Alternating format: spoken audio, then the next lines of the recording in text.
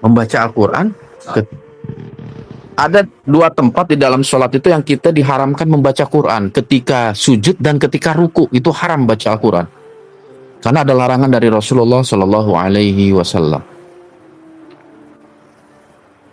Iya, maksudnya itu.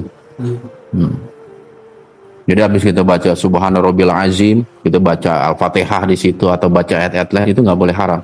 Karena ada hadisnya yang melarang kita membaca Quran di dua tempat di dalam sholat, yaitu di saat ruku dan di saat sujud. Nah, kecuali diri. Wah, diri mah nggak apa-apa. Habis Al-Fatihah, ente mau baca berapa banyak, itu nggak masalah. Selama itu sholat sunnah. Iya, kalau sholat wajib jangan. Bagi imam itu harus tahu diri. Oh, jangan ngomong. Iya. Dalam riwayat itu kan Nabi pernah sholat sampai kakinya bengkak-bengkak. Itu bukan sholat wajib, itu sholat sunnah dan Nabi lakukan sendiri. Kalau dalam sholat jamaah, seorang imam saking fasihnya dibaca Quran, sholat maghrib baca surah Yasin sampai habis, besok masjid pasti sepi.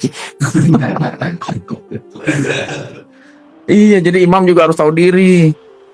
Jangan mentang-mentang ini lantas baca, wah sampai ini itu nggak boleh, makruh itu kalau sampai makmumnya itu ada hatinya yang apa namanya, bukan mencela, masa nggak nyaman gitu, itu haram. Makanya apa yang dicontohkan Nabi itu nggak pernah seperti itu. Tapi kalau sholat sunnah, Nabi kadang saking dirinya lama itu kakinya bengkak. Nggak masalah, ente kalau lagi sholat sunnah sendiri, lagi tahajud misalnya sendiri gitu, baca satu surah Yasin penuh, nggak masalah, alhamdulillah itu bagus. Tapi kalau dalam sholat jamaah jangan. Iya. Sholat subuh misalnya, baca Yasin dari ayat 1 sampai ayat 86. Begitu imam ruku, mamanya diri semua karena tidur semua. Lama benar. Ya. Apalagi memang nggak ada dicontohkan Nabi ketika sholat jamaah tuh Nabi bacanya itu ayat-ayat yang cenderung pendek gitu loh.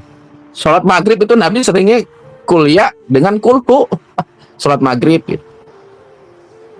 Iya. Kalau sholat Jumat itu surah Al-A'la dan surah Al-Ghasyiyah. Iya, Al-Ghasyiyah.